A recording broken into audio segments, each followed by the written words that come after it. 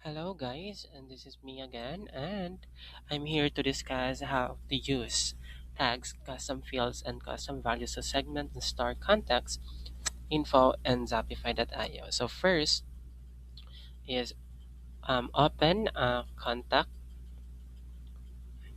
So this is the contact, and next is the tags. So here's the tags here: the follow up, VIP, follow up, and after that, we're going to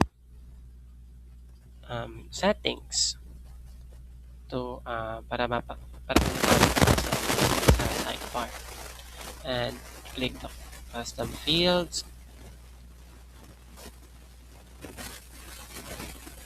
and mag-create the all custom fields. For example, there add field, uh, single line,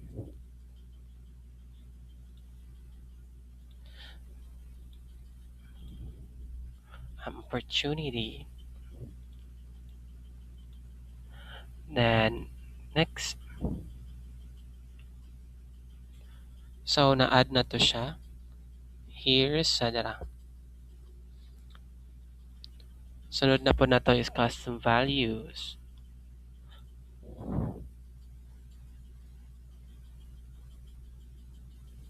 And after that, magkuhan tayo custom values. Ano siya, custom values is itong i-input.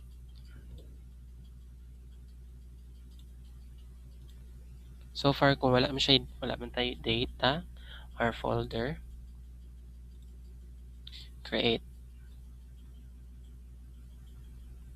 Ano siya kay para sa mga ma-store na ma-store na mga ano, ma-usable na mga info sa business like phone, offer name. And that's it. Thank you.